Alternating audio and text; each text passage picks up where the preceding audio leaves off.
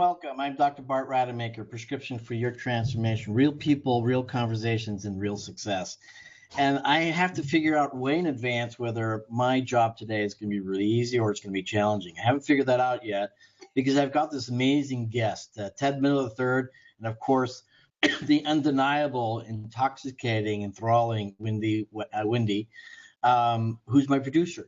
And so, hey, very excited to have Ted on the show today because, right out the gate, he started a show a couple of weeks ago. I talked to him for a couple of days beforehand, and he knocked it out of the park. I was so impressed. But again, this is a testament to the kind of guy that we're talking to today.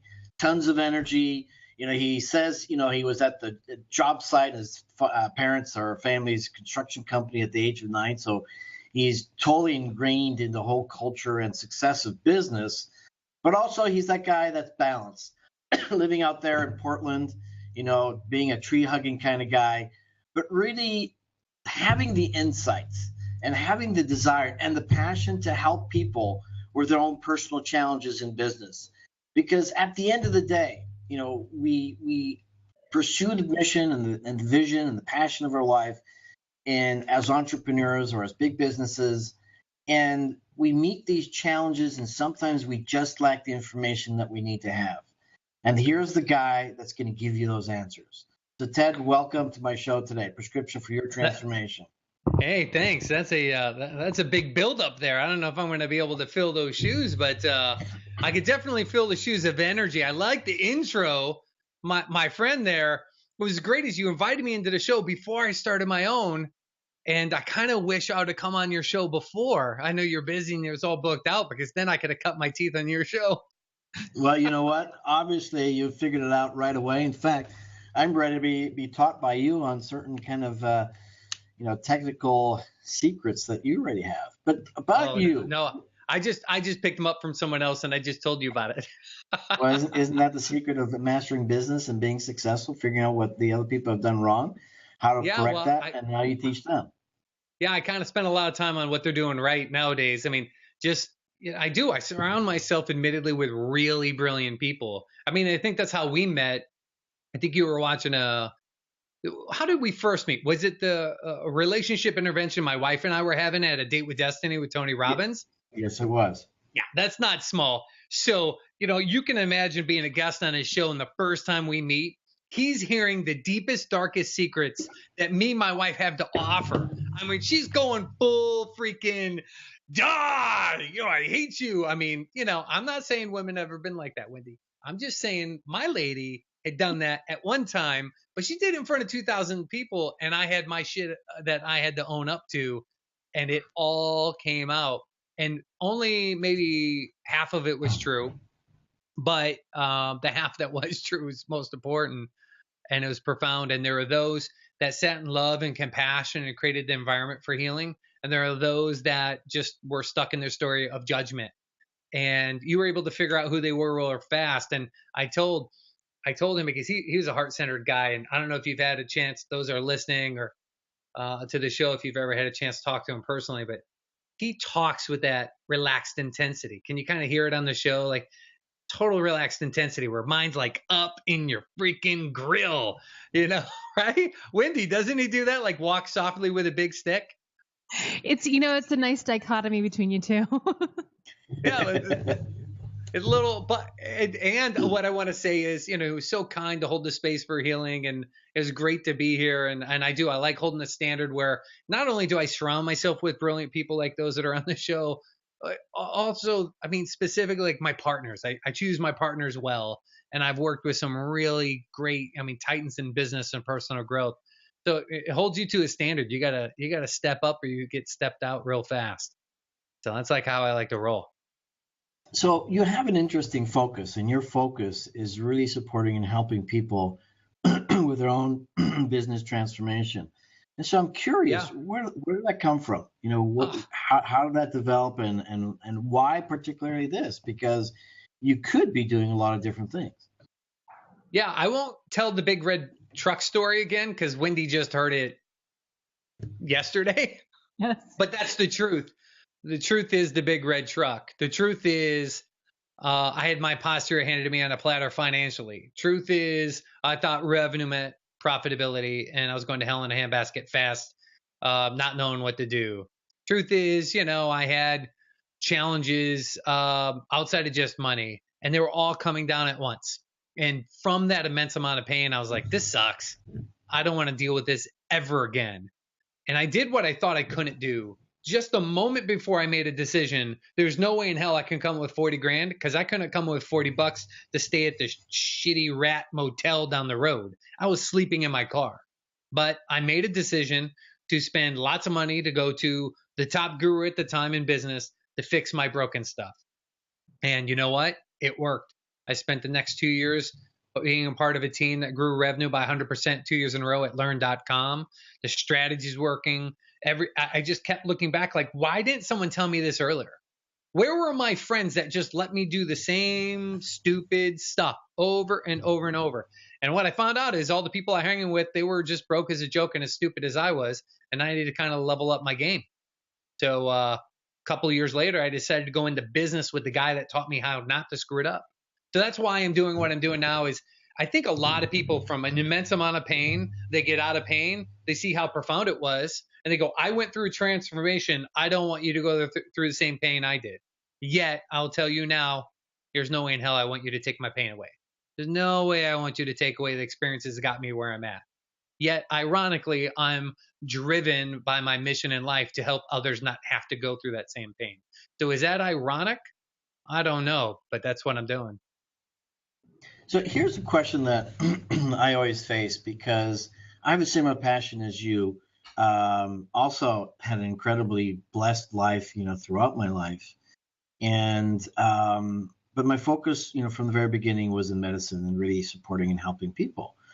But one of the challenges that I find, that comes across all the time is the lack of desire, or in fact, the inability for people to really find out what the answers are.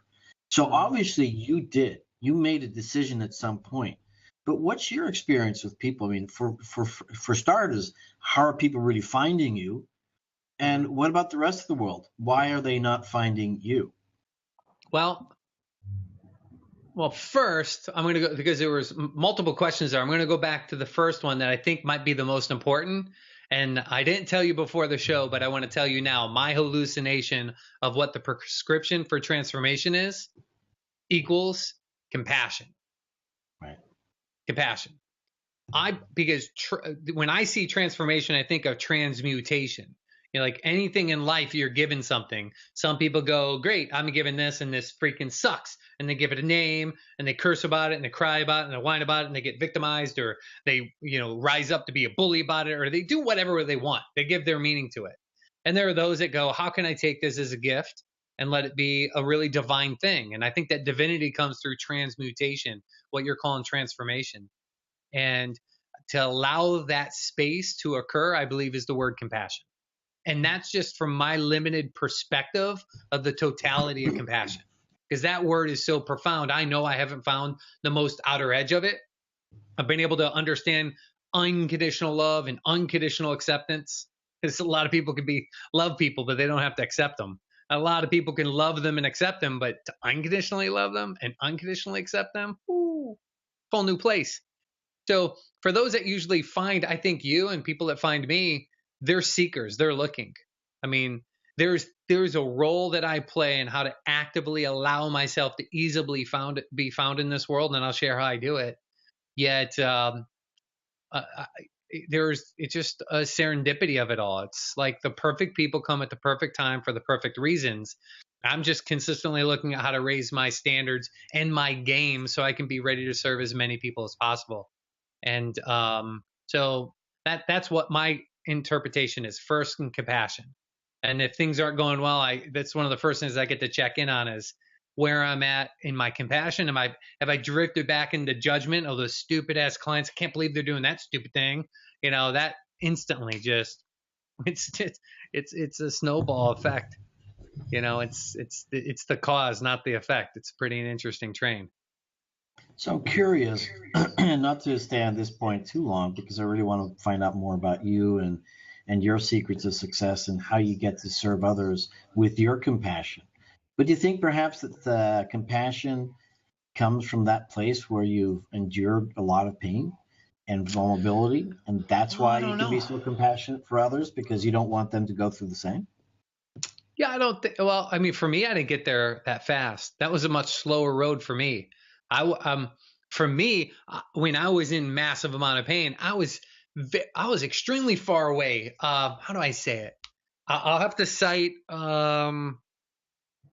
what's that guy's name? I'm gonna have to Google it. The Power versus Force, Hawkins. No, it's not Um, Hawkins. no, his name's gonna come. I think it might be like a well, just whoever has a phone, you know, Or is it Siri, Power versus pull up Force? Power versus Force Oh, book. it is. It is Hawkins. You're right. Yeah, Looking for Power versus Force on iBooks. thank you, honey.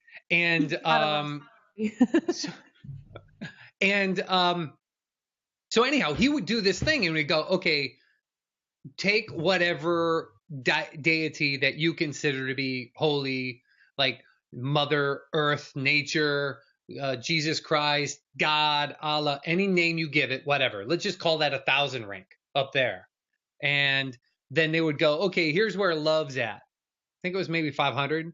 Okay, here's where most people are operating at, like 2 something, 220. And he just gave this ranking system, which I think was very masculine energy. I think all men like to just like just rank some shit out. Where do we all stand? And how does that work? What line am I in? Where do I? Who's top dog?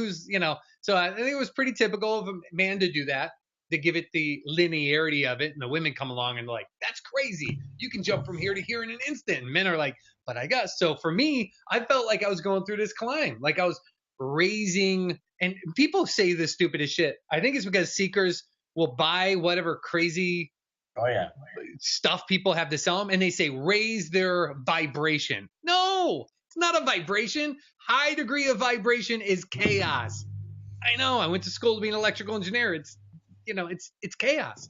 But frequency is what I think they really mean.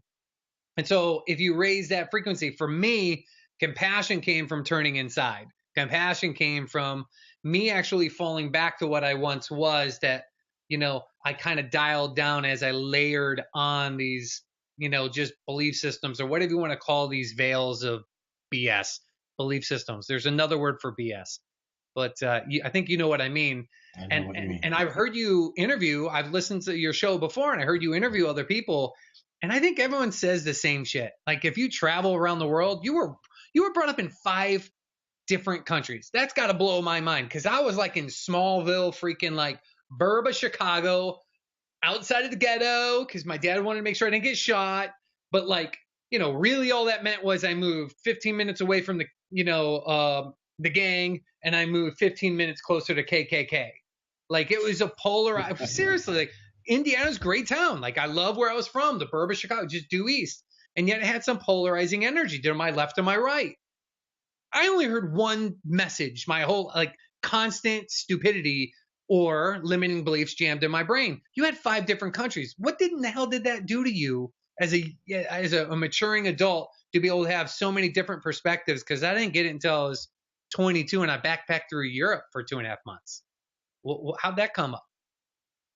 Well, I like I share with everyone, I'm so blessed that I had that experience, because it just allowed me to see completely opposing perspectives and realize that both are correct in different environments.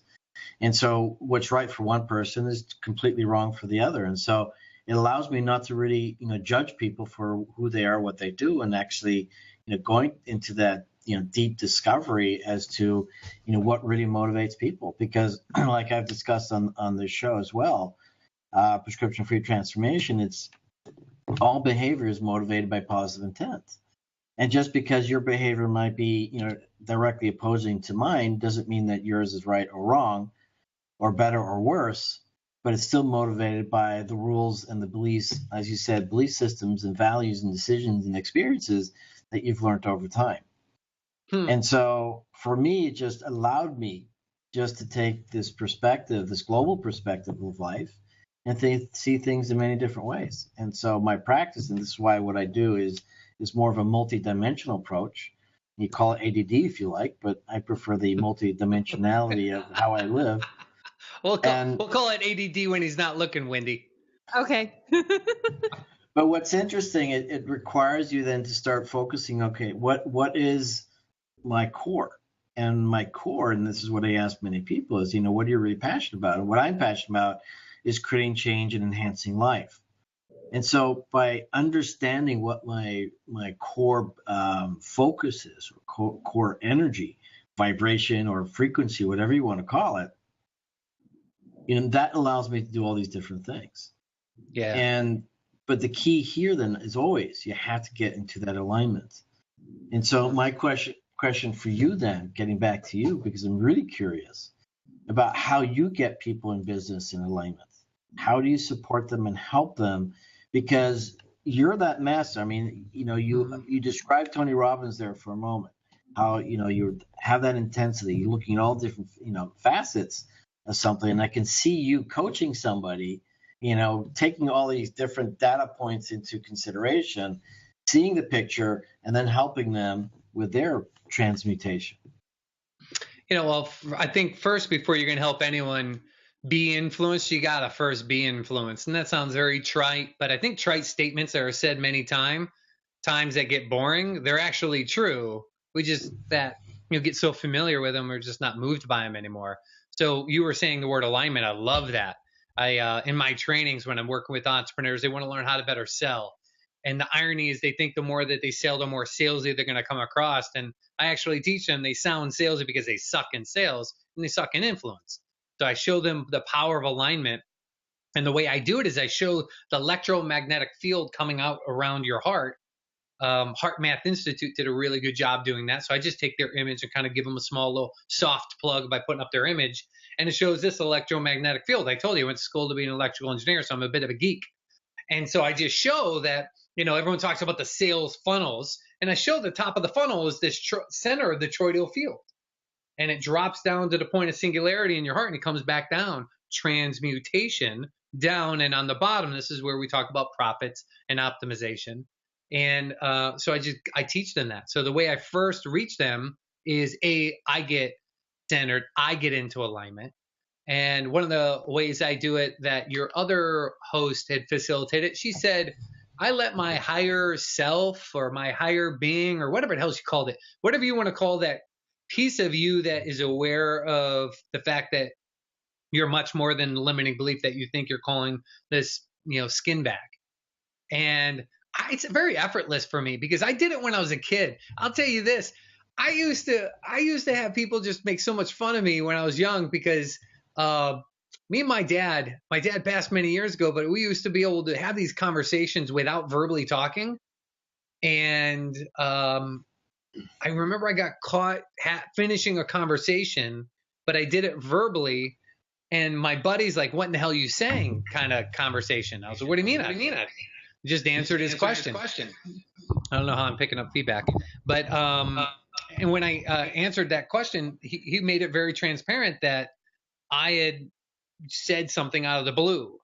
And then I was consciously aware of the fact that, great, I'm having this kind of like weird esoteric conversation. So I made that decision right then and there. For me to be loved by my friends, I can't do that because that's weird shit.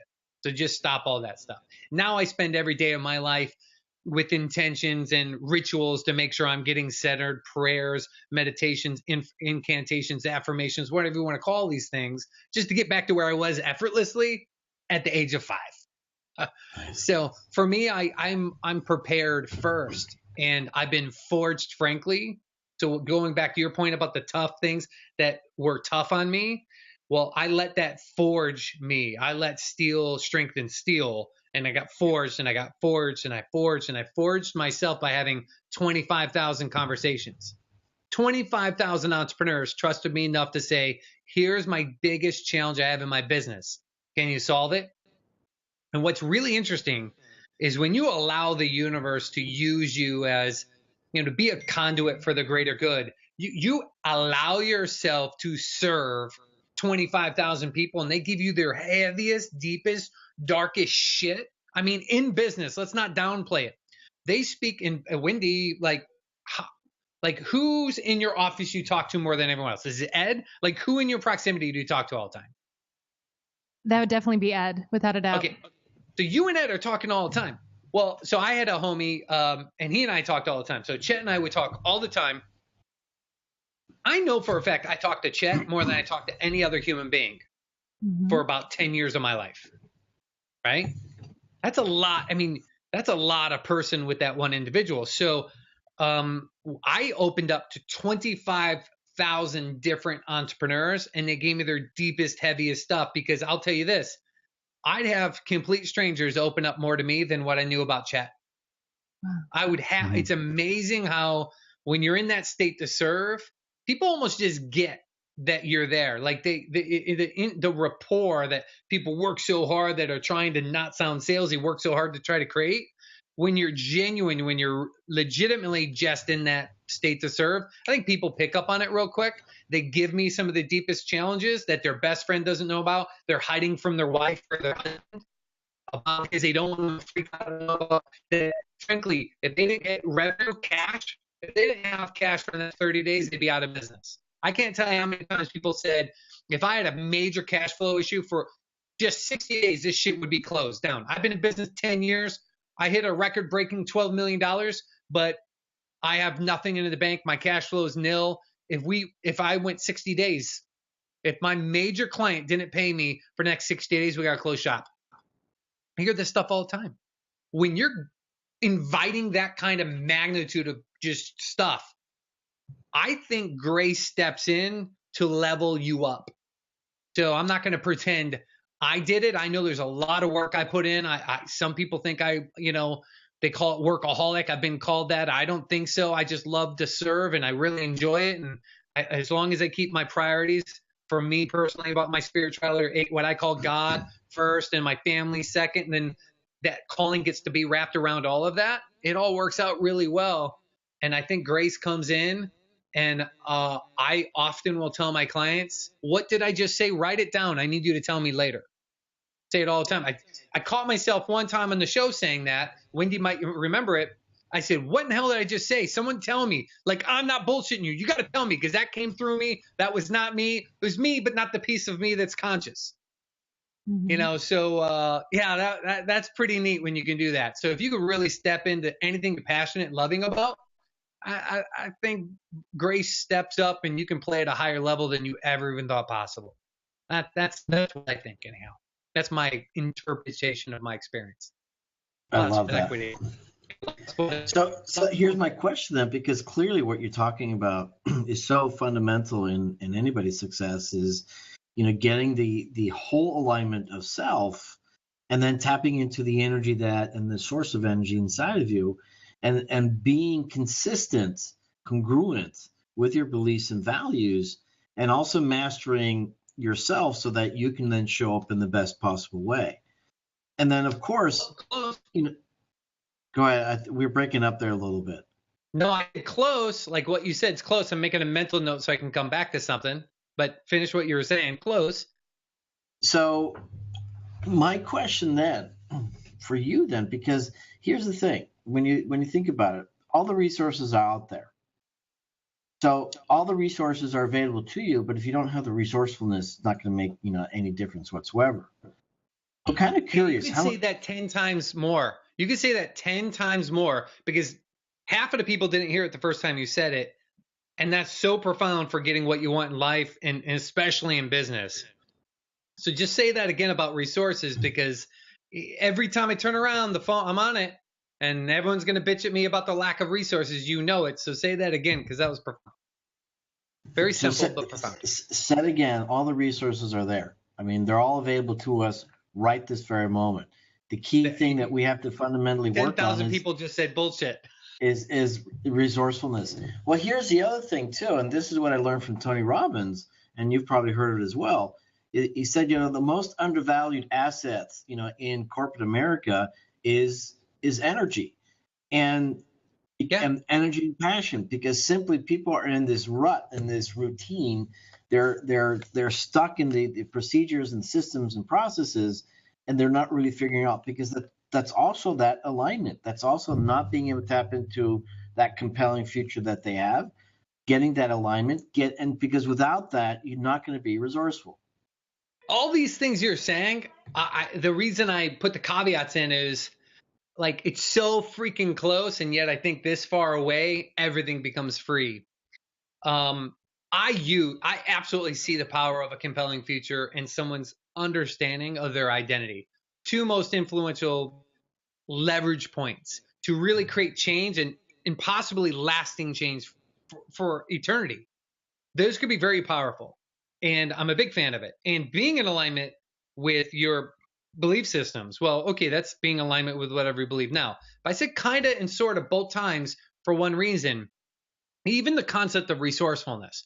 First of all, if you can't honor the fact, how do I say this? If you're first buying the limiting belief that you think you don't have enough shit, like you don't have enough money, or I don't have enough staff members, my salespeople aren't doing what I want, they're not being compliant, they don't care enough, they don't have enough passion, whatever it is you say you think you don't have, first of all, you're coming from a place of lack. And so from that, that's weakness in itself. And you're playing some kind of belief system. It's one that's not serving you. So I would say it's limiting in its nature because you're saying, hey, listen, I'm in alignment with my freaking belief systems though, Bart. No, you're in alignment with the belief system that's not serving you if you got martyrdom stamped on your forehead. Right. That might be a program that doesn't serve. So I'm like, yeah, maybe I would say alignment to this. I would say what I've learned about myself is I have a tendency to live slightly in the future. So when you talk to people, you probably notice they sometimes either talk consistently about their past experience, and they're living their life based on some kind of past. And there are those that live slightly, maybe they're living in the future. Maybe they talk fast like me. They're always talking about the big shit that doesn't even exist yet. They're talking about that, right? So that's kind of cool. But the true power is in the fact that when you say lack of resourcefulness, insinuates that you need to have a resource other than what you don't have now. And the real truth that we'll say now and won't probably be heard, and it'll be okay because they have to be in a certain place to just get it, is this one. There is nothing else that's needed in the moment. If you can get out of the slight future or pull yourself from the past into that singularity in the middle where there is no past and future, move out of time and space and get into the oneness center to where all truth resides, you'll realize there is no need for anything else. And that sounds like a bunch of hippie shit of like, I took some mushrooms, which I've never taken, but I guess it puts you in the state that I spend a ton of time trying to get to in a meditative state. Well, great, God bless it. But all I can tell you is that's true. That's true. And the real strength comes from sitting in that state right there. That's where true manifestation comes from. That's what the secret and all that's about. If you can sit in that moment to where there is no need for any one thing, that you create your own business, whatever business you want. I can take a person who's aware of that and we can build whatever empire they want, big or small. I had a buddy, he had around his license plate saying billionaire in training. What do you think he wanted? He wanted that freaking money. He called it the FU money. It's like if something somewhere came to you and you just didn't like it, you could just say, boom, you, and throw money at it and solve it. Anything. Like you got cancer, you got a drug, you got a thing. Like people are like, yeah, you can't solve that. Yeah, you can. Doc might know. He might not be able to talk about it in this setting. So like certain people might come down and give him a hard time for speaking the reality. But there are other countries that are doing some stuff daily basis all the time. And one of my clients, he gets paid $30,000 just to do nothing but put you on a plane, put you in a nice little private environment, set you up in another country where they're doing procedures that don't happen here every day, and they get cured. And they come back and they never say that because they're not allowed to. Money, That's FU money. But unfortunately, the guy didn't live long. And unfortunately, but he did get the FU money. His family did leave the funeral in the Rolls Royce. So is this unfortunate? Is it whatever story you want to give, a short life? I consider it a really wonderful thing because he lived his life fully while he was here. And he had a gift given to him 10 years previous by having a third of his colon removed. And he said, all right, I don't know how long I'm going to be here, but I'm going to play full out. And it was really a pleasure to work with him and watch him do it. Like he got the FU money, he got the boat, he got the thing, and he got all the things I think he really wanted, which beyond with the stuff, Once he got all the stuff, he realized that the stuff was what he never was after. It was just the peace that he had. And he did this really great gift before he died. He talked about where peace can be found in this journal. I don't know what it's called a caring journal, gifting journal. Any of you guys have any friends, caring journal? I think it's called caring journal. I don't know. I'm going to have to look it up. It was the coolest thing. And it all was about in that state of not needing resources. It's actually perfect in the moment. And then you realize you are infinitely resourceful because you're not a drop in the ocean. You're the ocean represented in a drop. So there's the big rant for the evening. Did we just blow all your listeners out of the water? I hope we did, because then they realize, what they're missing out on. So, but this is really so true. And my question then for you is, how much time do you spend with your clients, specifically addressing this part? Are they willing to listen to this? Are they willing to hear this? Are they the ones going to make the change because they realize that you're right? So how much time do I spend with them? Well, how much of this time? Because in my experience, most people just want solutions. They want strategies. They want resources. They're not willing to go to that depth and understanding that it is all about, that oneness that you talk about. You don't take them where they don't want to go. I mean, because that's your agenda. So do you remember Date with Destiny when he talked about spiral dynamics? Yep. Do you remember the reds, right? Remember the blue? That guy was awesome. According to the plan, when he said, "Oh, wait a minute, I caught blue going red there." And he goes, "Yes, according to the plan," and went right back into blue. It was classic. That guy was money.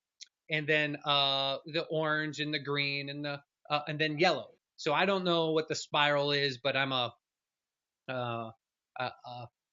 self-rejected violet that plays at a yellow for safety. So as a yellow in this concept of spiral dynamics or 7 or whatever, if you guys have ever heard of it and read about it, make a long story short, it's kind of like what serves the greater good in the moment. So I evaluate where they're at. And since I use spiral dynamics for an example, if I had a human being approaches me and they're very rule oriented, when do you notice them? They're like, "You can't do that. That's just not." Oh, the game last night I went to is a basketball game with the Blazers, which, by the way, kind of sucked because they said all their good players. The best player showed up in a suit. He didn't even fake it. He didn't even act like he was going to get on the court. He showed up in a freaking suit. I was like, I paid to watch you play. Like, we're in the playoffs. I didn't need it playing. I was like, man. But I didn't let my emotions show for my kids because they thought it was the best. And they had this sign and they wanted to get on TV. I said, well, why don't you go down right by where that fence line is, because the camera shot, you could just see where the cameras are lined up. It's just going to be an easier angle, and there's nothing blocking the view because it's down low and then it immediately jumps up about 7 feet. I said, just go to the rail and do it. And my son's like, let's go. And he's gone. He grabbed the sign and he's gone. And he's typically a blue. He's typically a 4, but he kind of wanted to live in his 5. And his buddy was such a 4. He sat there and he goes, yeah, but can we do that? Like, is that against the rules? That's a classic 4. Like, he's hankering at a 4. Well, if I talk to him any more about breaking rules, it'll stress him out. He won't want to do it. So I just talked to him about a 4 that allowed him to want to go. You just got to find out so I'm not here to project onto them about, I'm not going to talk to him about grabbing freaking crystals and meditating. Are you kidding? I'm talking to my godson. I'm not talking about meditation. I'm just talking about how compassionate, the Pope is right now, and how that guy has absolutely no rules and belief systems, and he's shredding them away left and right. Freaking every old school Midwestern, like, Catholic out. They're all just trying to figure out how they can leave the Catholic Church because this guy is just, his frequency is just off the charts. So for me, I just go, they want a solution. Here's what I know. If I can help them experience that solution, here's what everyone experiences almost inevitably. When they say they want something, when they get it, the second you say, I really want this freaking pen, you don't understand how powerful this pen is. This pen is business training mastery 3. This is where you find profound breakthroughs. I want this pen. And they work their ass off and they finally get the pen. 10 years later, they get the pen. Now they got the pen. What do they almost inevitably say once they get the pen? Wendy, what do they almost always say, Wendy? They get the pen. What do they do now? What's next? Is this Or all? is this it? Is this all? Is this it? Is this all? Is this it? Well, what the fuck's next? Oh, All right, Mom, if you're you watching, gotta censor him. Oh man, I'm live on. Is my mom on here? Hi, Mom.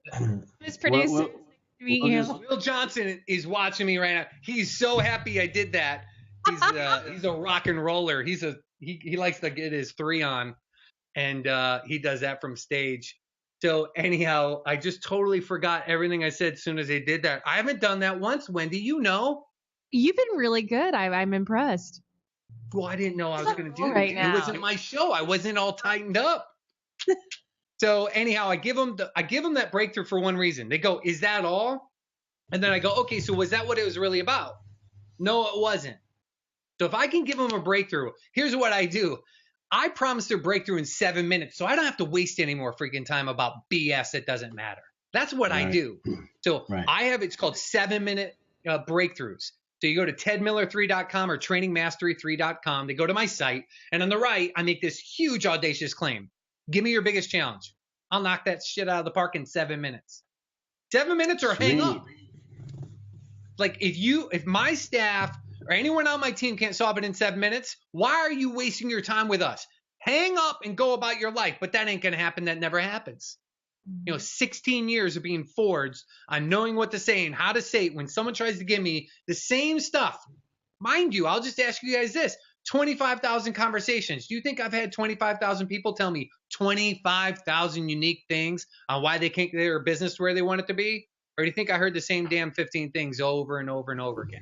And that's what I'm really curious about. In your case, if you were to categorize these challenges, these problems in general, what would they be? Oh, my mom said I'm watching and I heard it. It's okay, Mom. You had to be on the. Get a job, Mom. Stop watching my Facebook feed. Just blame it on the interviewer. No. So go back to your question because my mom just tweaked me out there. What was that, Brad? You said you were interested in knowing in what? So, you're talking to 25,000 different entrepreneurs. And as you mentioned, obviously, they're not all unique problems. So I'm curious as to know, what's the main category of issues or challenges that you're experiencing? Yeah. Because here again, what I feel with is, you, Wendy. What's that? I did that with Wendy. I said, pick a year, and she said, pick one like 2 years ago. I was like, go deeper. I got like 15 years of notes. I made her go back to 2007, and she picked a month. 2007, January 14th.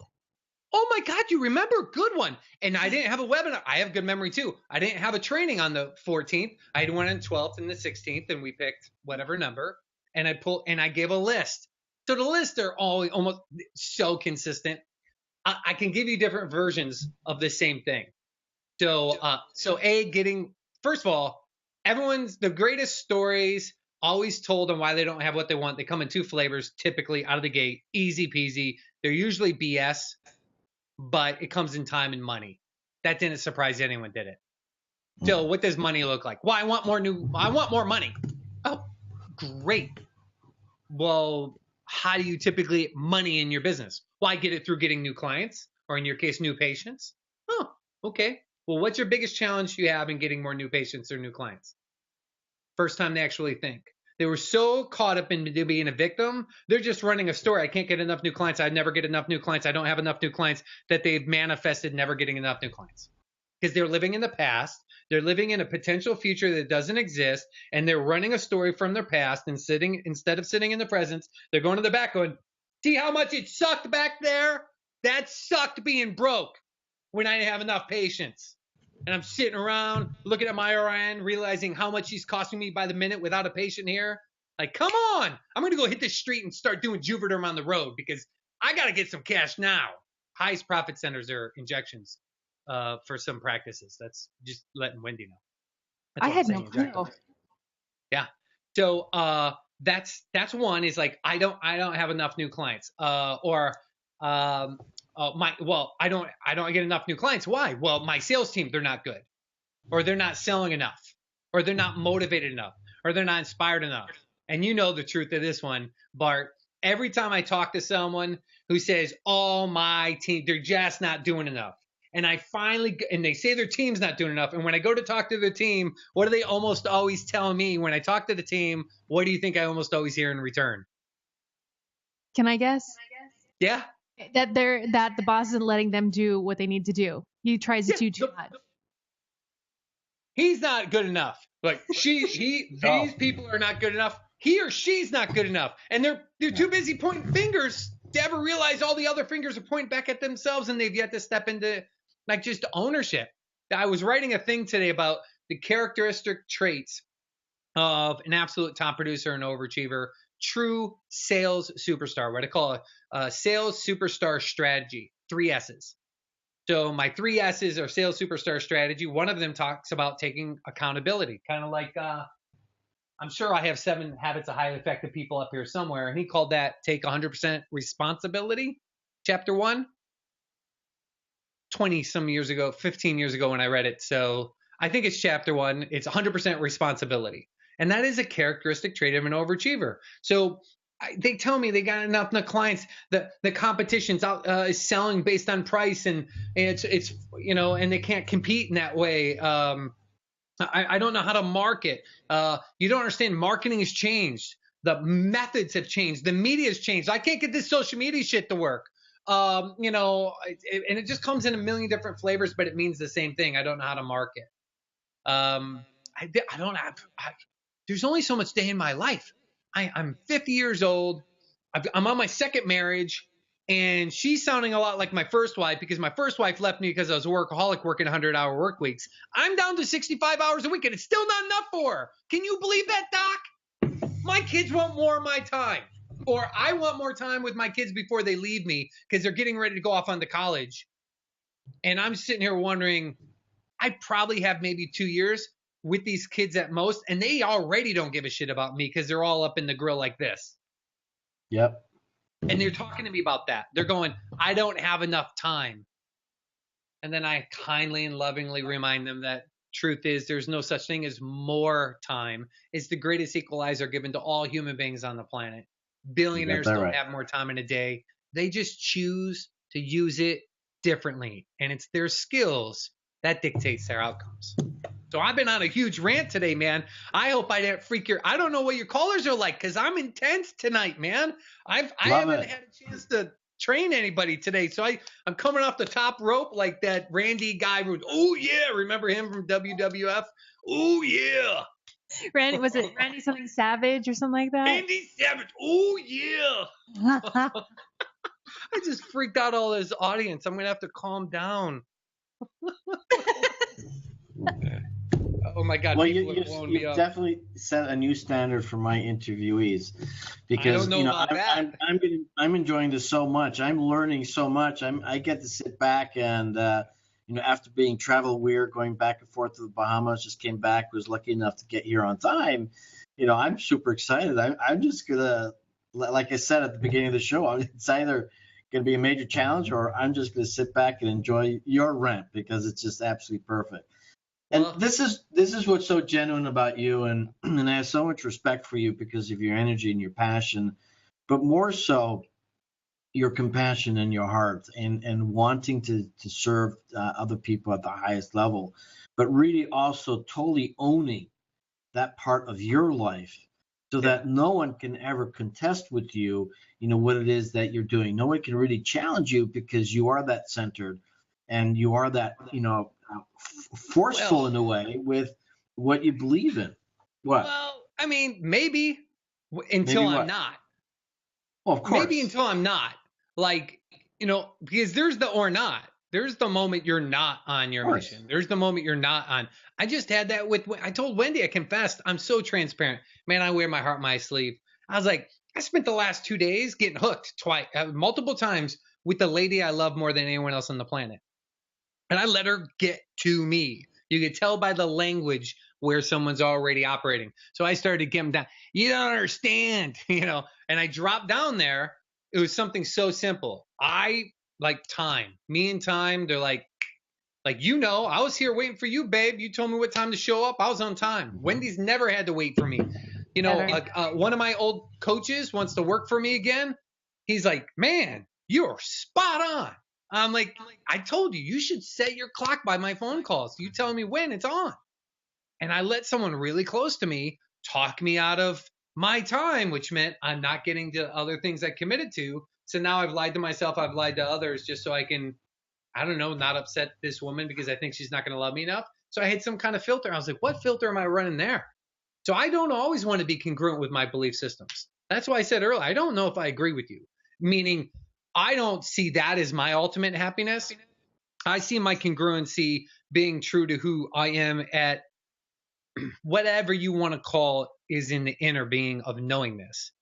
And the belief system often have been filters I've laid across my life that cause a lot of harm. They limit the reality of all that is.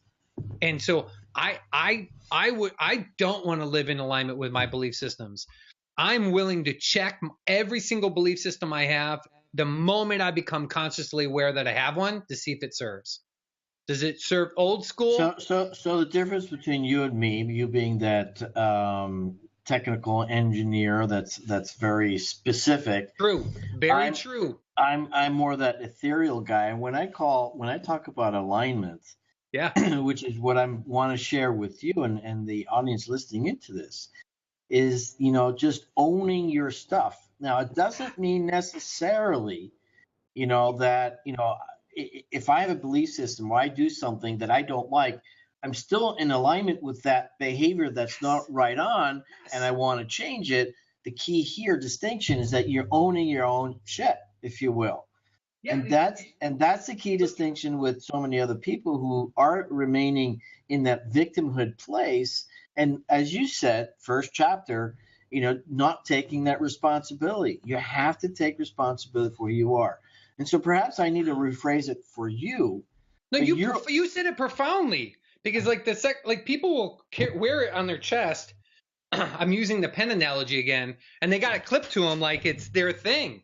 It doesn't look. My limiting beliefs don't even want to stick to me, but they take it, and they got it, and they're like it's But what I loved about it is you talked about it in a way. It's like once you own it, you now realize it's yours to use, to not use, to let go, throw away. And the thing that takes the least amount of effort is just to let go any attachment in any way, shape, or form. Now we're sounding all Zen again, but I love that you gave clarity to that, because that's the power you have. That's why remember I said, Wendy, he walks softly with a big stick, like he's just flowing like the water. I spend so much effort wanting to be more like Doc. I go and I put my physical being in the water, and I try to do it annually, and I missed it last year because I was lazy in scheduling my time, into Hawaii. So it's where I like to go. Where'd you just come from? Are you on the Bahamas. East Coast? Bahamas. The Bahamas. You're on the East Coast, so your Bahamas is my Hawaii.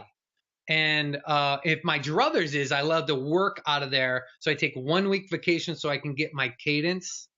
That's a little bit more like Doc. You wait until I do the show from Maui, Wendy. You won't. You'll be like, where's Ted? Right here, man. Right here. I'm always here. And you're going to be like, you're stoned. I'm like, don't touch the stuff, man.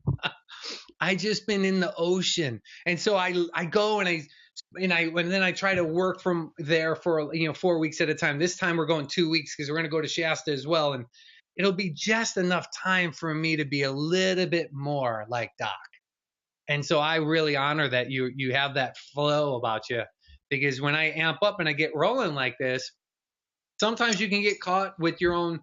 You're going so fast, sometimes you don't know that you hooked on a couple things that don't serve you until you slow down enough to pay attention to the garbage you've been pulling. So there's a power in that ebb and flow. But here's the thing too, and the respect goes both ways, by the way, because you hold this energy. And one of the things that's, attractive to people want to hang around people that enlighten and inspire themselves. And that's what you get to do on a very intense level. And I think that's incredible. And I think that's a gift and a talent that you have, because then simply what's going to happen is that, as I mentioned earlier, one of the most untapped resources in corporate America is passion, because people have lost that energy. And so I just feel really inspired just listening to you, watching you, and just, oh my gosh, this guy has so much energy. He's like the Energizer Bunny. Where is he getting it from? He's certainly not getting it from the mushrooms, according to Wendy, but that comes from inside. Mm-hmm. And that then tells people, and this is, I think, perhaps one of your greatest gifts, then that allows people to realize, what, if this guy can do that, if he has all this energy, I can have that too. I want the same thing. Mm-hmm. And so, I totally respect you for that. And with that in mind, because we only have about 3 minutes left, and we're very curious and want to know, I want people to find you. And that's the purpose of this platform. New voices, new solutions, tapping into that collective wisdom, creating that space of generative space. And so as you said that you're working in the future, what is that future of yours of serving at the highest level that you want to serve, and so that people can expect, when they connect with you? What does that look like? Yeah, well, so I can tell you my future, the way I vision this in a quick summary is, I think I can touch every human being on this planet. If I can reach 1 million truly conscious entrepreneurs with the way I help make profound impacts and bring energy through their organization. Because if I got 1 million conscious companies, we'll touch the 7 billion people on the planet. So I love that. They come and they find me at, I'm Ted Miller III, so tedmiller3.com. The easiest way to find me. Training Mastery 3 as well.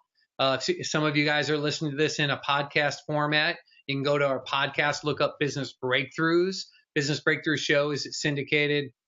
So you can find that on iTunes or anywhere. All major podcasts, I'm searching on them all. You can find Business Breakthroughs with Ted Miller real fast. And then even you're on Facebook. I'm on Facebook right now. So Facebook Live, I do that show, so you can find it that way. But tedmiller3.com, when in doubt, what they can guarantee they're going to get is a profound breakthrough in 7 minutes or less. If I can't help them in 7 minutes, they can just go about the rest of the day. But I'll tell you right now, that ain't going to happen. They're going to stay for the other 7 minutes so I can lay out the strategy to have it materialize in the world. That's what we're about, and that's what we love to do. Appreciate you, Doc, for having us on today, or having me on. No, absolutely. And I think what's very unique about you is on the one side is your energy and the ability to come up with very quick solutions, because in many situations, people don't have the time, right? They're not wanting to waste their time because they don't believe that they have it. And you're able to transmute that concept, first of all. But first of all, like you said, you have to connect with your audience and using your energy. But what I so much respect about what you can do as well is you still can tap into that other side, that Zen side, the oneness, that consciousness, and then at least begin to introduce to those, high-powered people, the super achievers. Never use the word overachievers, so that they have that taste of something else as well that you get to deliver. And so my last question, how much time do we have, Wendy? Is it 1 minute or 2 minutes? 1 minute. And in a 20-second soundbite, you said something very key, for what it is that I focus on, and that's consciousness.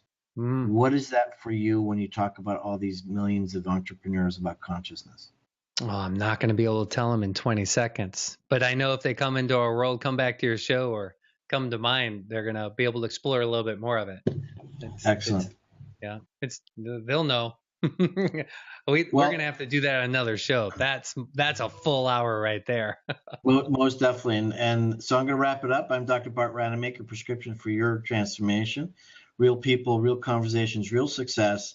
And it really is about elevating that consciousness, because as a conscious world, we could create that collective wisdom, tap into that collective wisdom, and create that generative space where we all consciously get to help each other. And your task is right there. I'll support you. And Ted, thank you so much. Wendy as well. Cheers. Thanks, Doc. Appreciate you, brother. Appreciate you.